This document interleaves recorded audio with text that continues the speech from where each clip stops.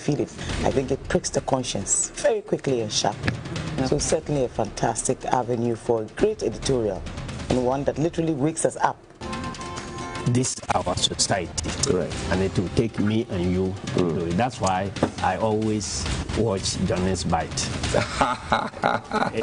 The general watches Johnnie's Bite every day. Thank you very much. And it's devoid of insults, but straight to the point, factual and fearless. What he seeks to do is to bring attention to some of the ills or some of the problems that we have, and even though it's often very spicy, I was telling him that he could add some ketchup on the side. Oh, you should add some ketchup. It's too hot for you, Too hot. I don't get surprised when people criticize you, but I think you are doing a good job. Thank you, sir. And don't at all think about what people will say. Continue with the objective work that you are doing, and definitely it will help this nation, because you are not doing it for yourself, but what Ghanaians cannot say is what you are saying. Charlie, no be joke. The pressure people like Johnnie can give you. No. You don't get grey hair, you go get grey hair. I'm innocent. And that's what I'm saying. That the pressure Johnnie and his people, the pressure they can give you don't get grey hair, you go get. So your best bet is not to have hair.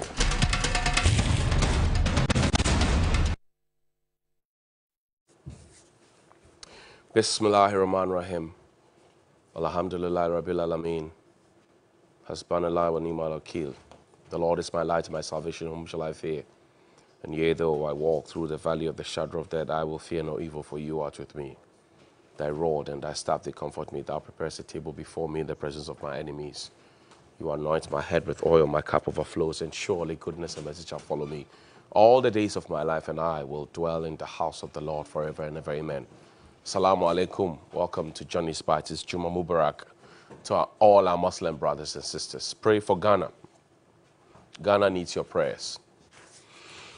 This morning, two things that I quickly want us to talk about. And I've asked a question about the E-levy conversation.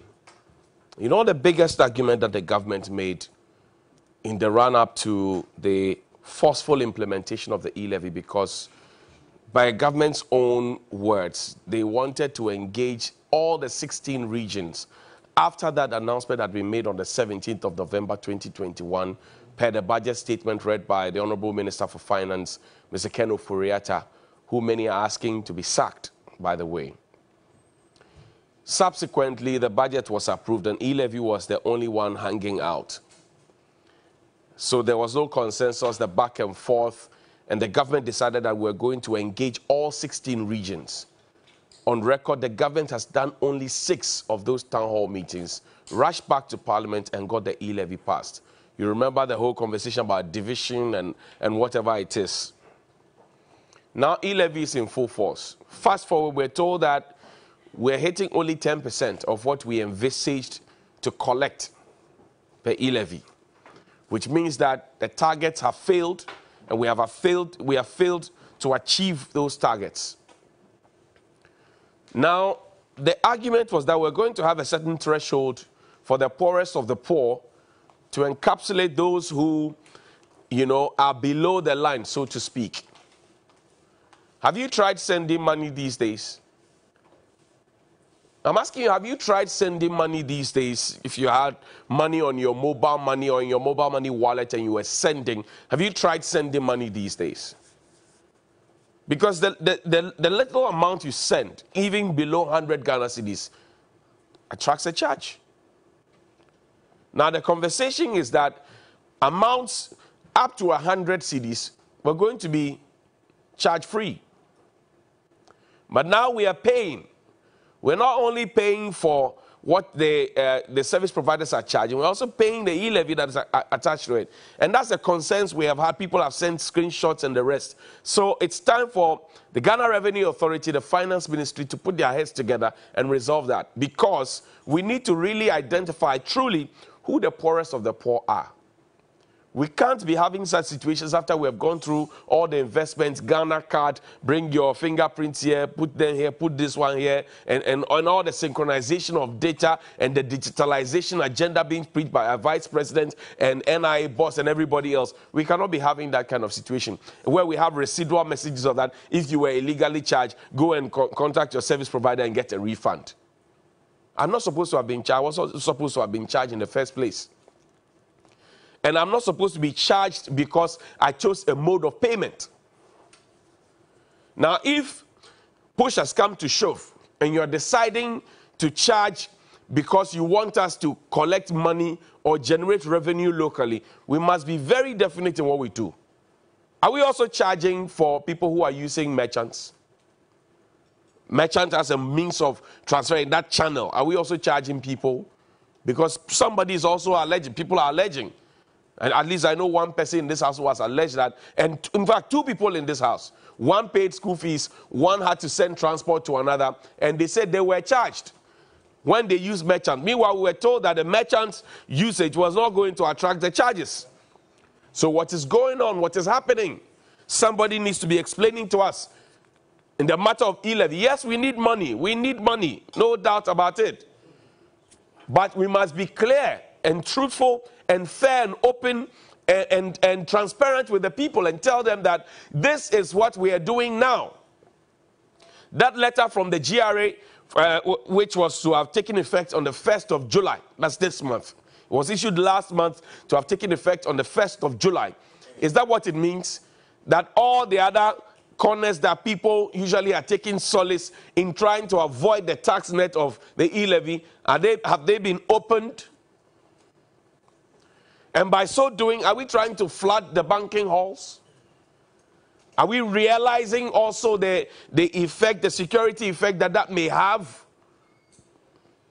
Because the more cash we have in circulation, the more people will be emboldened to go robbing.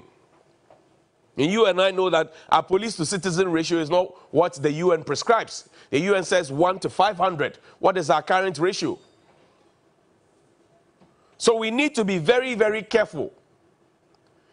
And there's pent-up anger in the system. We need to be very, very careful. That's the letter from the GRA. It says full rollout of the electronic transfer levy on the 1st of July. We bring you compliment from the management of the Ghana Revenue Authority. This is to officially remind you that the full implementation of the electronic transfer levy starts on the 1st of July. All charging entities, including your organization, are expected to integrate to the Ghana Revenue Authority's Electronic Levy Management and Assurance System, ELAMS, commonly referred to as a common platform, on or before the 28th of June 2022 for go live on the 1st of July 2022. Meanwhile, the live credentials have been shared with your technical teams for onboarding onto common platform. Please, you are to note that failure to integrate for go live on the 1st of July 2022 will attract sanctions under the Revenue Administration Act of 2016, Act 915, blah, blah, blah, signed by Julie Esiam, Commissioner, Support Services Division. So this was written on the 22nd of June. And I'm asking a question. Does this mean that all the other thresholds that were hitherto not included, have they all been taken off? Those safeguards for the poorest of the poor, have they been taken off? And if they have been taken off, why has nobody told us? Is that what it means when we say we are going full implementation? And I asked that question because when I saw the act, I said there's that provision in the act that says, and any other that the finance ministry may deem necessary. That's where the trap was. And I raised that red flag. I asked that question. I asked to know how. Because if we all admit that the town is hot, the country is hot, if we all agree, and people are asking us to tighten our belts, we cannot be tightening our belts and be losing our waist in the process. We cannot do that. We cannot be tightening our belts and be losing our weight in the process. It's not good. I work in a company. I have been paid my money. Taxes have been deducted already. The money is in my bank account. I'm deciding to pull it onto my Momo. Am I supposed to pay Momo charges on it? The money that I've already paid taxes, am I supposed to? I decided, okay, I've pulled it. Granted that maybe my bank has not charged me, or whatever, the Momo has not, E-levy has not been charged on that. And I decided that I'm going to pay my child's school fees. I said a colleague of mine here, just this week, paid school fees. That's the means he has been using to pay the child's school fees. He paid school fees, and the deduction was made. So the excuse that we should go back to the telcos if we have been wrongly deducted, it's not supposed to happen in the first place. If it's just 1 out of 1 million, that's fine. But if you have people consistently complaining, there's a problem. You are deducting from money that we do not all have, which is why we have invited IMF to come and join us here. So if you government, are telling us that you are in a difficult place, is it not the citizens who together with you compose government? If you are telling us that as a corporate entity you are in trouble, we are the individuals within the corporate entity called government. The people whose power you use. And we are telling you that we do not have what it is that you are deducting from. Can you stop? Can you hold on? We had in this country a chance to collect road tolls. We had in this country a chance to collect road tolls. And I've always said, even Osajifu, who constructed the road tolls, the motorway, he didn't tell us to shut up. The one who was fixing it told us to shut up. After the road had expired, and we were patching concrete with bitumen and asphalt. He told us to shut up. The man who constructed the concrete road, he didn't tell us to shut up. That's where we are now at this point. Now, we had 38 toll collection points in this country. And we gave that to persons living with disability.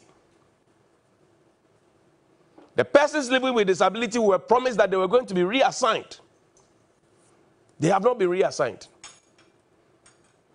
Some of them, they told Alfredo Kanse on 3FM 92.7 that some of their colleagues have died because they had gone to borrow money. They were expecting that whatever was owed them would be paid and they would be reassigned. They had not been reassigned. They had not been paid. And out of shock and pain, they couldn't, the banks were coming at them. So 1 or 2 of them, I'm told, committed suicide. They said it on 3FM Sunrise.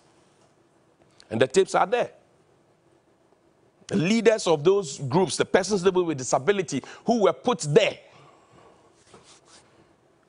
November, December, January, February, March, April, May, June, July, 9 months. We promised to put them in another employment. And we have not done it. Even those of us who taflache stand on 2 legs, it is hard for us to find jobs. Then sometimes taflache, somebody with 1 leg, 1 hand. We take their bread from them and we refuse to give their bread to them. How cruel can we be as a people? How cruel can we be as a people? But I don't blame them. The Minister for Gender, Children and Social Protection, under whose care these people have been put, is on TikTok. Parliament cannot find her. Her own government, her own executive cannot find. She's a member of cabinet. Can you imagine how many times she has missed cabinet meeting? The president cannot sack her. The president knows how to hire. He doesn't know how to fire. And is this to suggest that the people within the party, they can't find a replacement for Adjo Asafo? Is that a suggestion that we can't find a replacement for Honorable Lawyer Adjo Asafo? Because that's a cabinet position. Can you imagine the kind of influence that she would have had if she were at that table advocating for persons living with disability who have been robbed of their jobs and their livelihood? Think about it. We had a chance to collect tolls in this country. We cancelled it illegally. The minister is still at post. The president is watching. The president knows how to hire, doesn't know how to fire. And we are losing that amount of money. And we have brought IMF to come and give us money that we will pay back with interest. We are so special.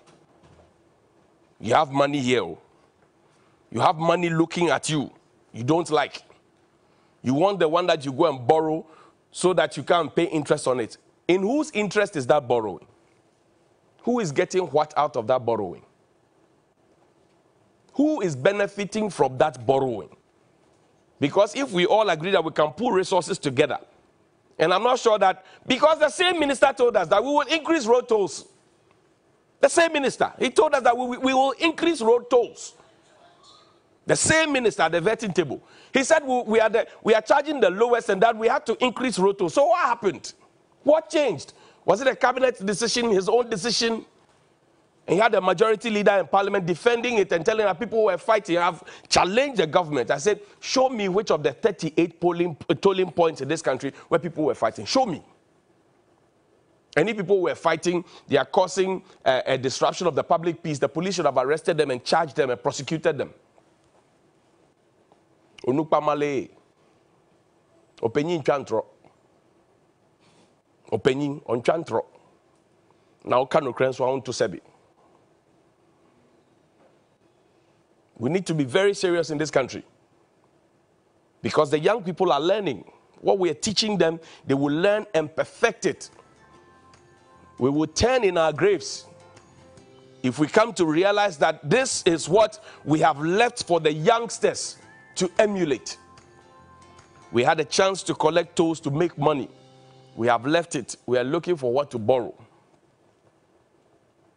So when you tell people that, oh, there's no money, that's why the teachers are disagreeing with you. Because they are seeing that you are illegally putting money into the construction of a cathedral. You have given 124,000 to Honorable Kennedy Japan by his own words to go and give to Honorable Adjo Asafo for what? Appearance fee? And you are telling the teachers there's no money. Do you think they would see eye to eye with you and listen to whatever you are telling them? That's our minister. That's a person living with disability. This person is out of work. The minister took funds. I stood there and applauded him for that initiative of giving persons with disability the job at the tolling points. I gave the minister plaudits here. That one nobody will tell him. But now that I'm asking questions about how he cancelled the thing as a lawyer in good standing in this country, people will go and tell him that I'm insulting him. I'm asking questions. I am saying that when the finance minister read in parliament and said, subject to the approval of this budget, we will cancel the collection of road tolls. The budget had not been approved, but he rushed to go and do that. This person living with disability, can the minister go back and shake their hands? And then we had a ridiculous idea of that. We're going to convert the, what do you call it, the tolling points into places of convenience. Are we serious? Places of, so I'm on the motorway, top speed, then I stop, then I go and pee, then I stop, then I go and poo. Charlie, good morning.